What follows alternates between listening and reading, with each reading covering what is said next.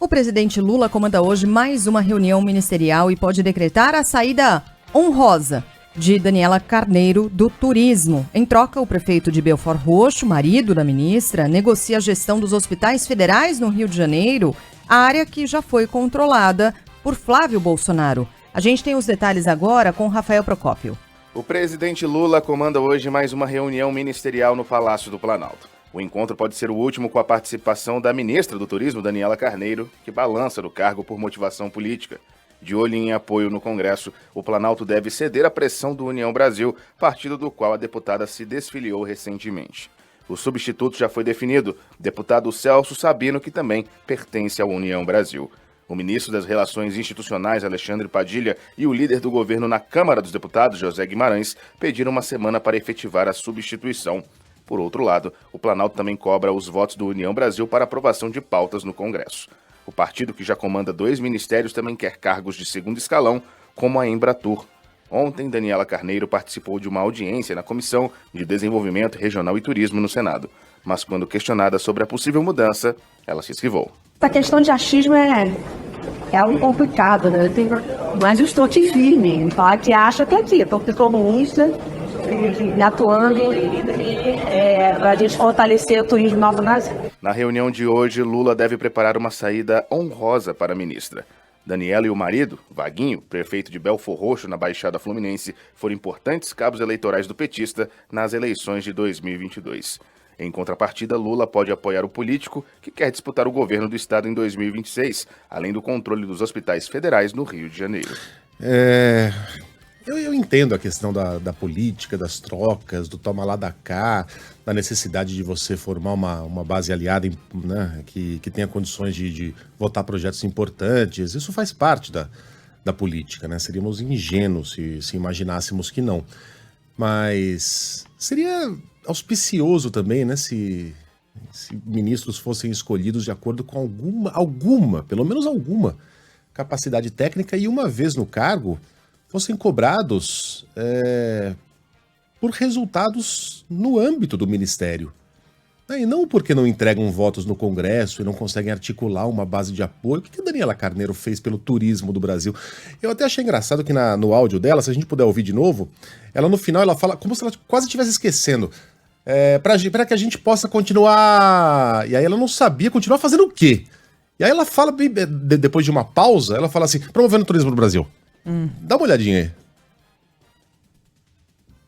aí. É algo complicado, né? Mas eu estou aqui firme, falar que acha que aqui, estou comunista, atuando para a gente fortalecer o turismo no Brasil. Na reunião de hoje... Eu tô olhando no Brasil. Mas o que a Daniela Carneiro fez para fortalecer o turismo no Brasil? Nada, eu tô aqui na página do governo, tem muita informação aqui. As cidades que promovem o turismo LGBT, as melhores festas juninas, o Ministério do Turismo celebra o Dia do Turismo, destinos brasileiros que são cenários para casar. Isso foi publicado lá no dia de Santo Antônio. Férias de julho contarão com mais de 4.200 voos extras.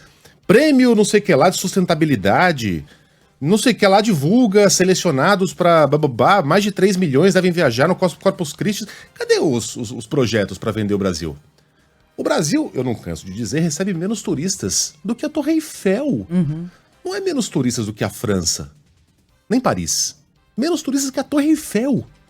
Passam mais turistas pela bilheteria, ainda que virtual, de um único monumento de uma cidade do que por todo esse país, somando a Amazônia, Pantanal, Nordeste, o Cerrado, a Serra Gaúcha, o litoral maravilhoso que esse país tem. A gente não consegue atrair turista.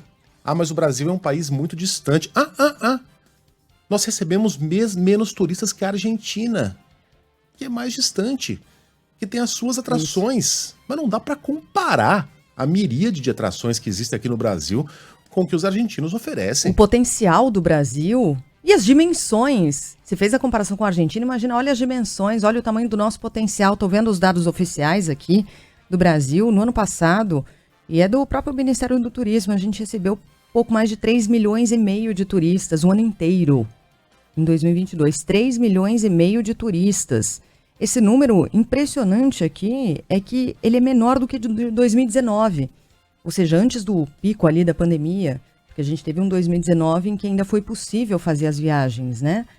Cara, impressionante. 3,5 milhões. Procura aí quantos turistas a cidade de Nova York recebe. Vamos lá. Então, vocês vão cair de costas. Quando a gente compara uma cidade de 10 milhões de habitantes, é um pouco menos, 8 milhões, com um país inteiro. Tem aí? Nova York recebeu 56,5 milhões de turistas em 2022. Tá bom? Tá 56 milhões e meio, é isso aí. Obviamente aí você vai colocar também o turista doméstico, né? O cara que saiu de Los Angeles, por exemplo, para conhecer. Só internacional, 9 milhões. Pronto. Quase o triplo. Uma cidade, que tem muitos atrativos, obviamente é uma cidade encantadora, recebe 3 vezes mais turistas que o Brasil inteiro. E a gente fica discutindo se a Daniela do Vaguinho entrega voto, se não sei o que lá, o Sabino vai conseguir, não sei o que. E ninguém quer saber. Ninguém. A Embratur tá lá sem orçamento. Marcelo Freixo, que deve perder seu cargo também, por uma questão política, né? Para que o governo some mais votos no Congresso Nacional. Tá sem grana, sem orçamento, ninguém se importa, ninguém parece se importar. O turismo é espinha dorsal no orçamento de vários países. Vários. Por que no Brasil a gente desperdiça esse potencial todo? E usa esse ministério como uma mera moeda de troca, como se o turismo não servisse para nada, como se fosse uma perfumaria tola. Não é. A gente está fazendo o papel de otário perante o mundo, né? Sem conseguir vender essa maravilha de país em que a gente vive. É inacreditável.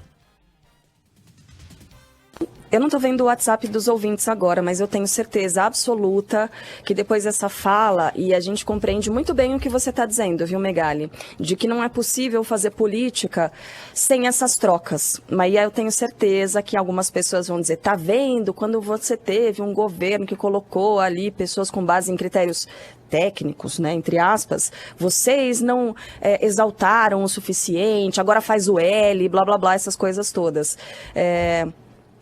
O Megali, assim, que critério técnico? O ministro do Turismo foi o sanfoneiro.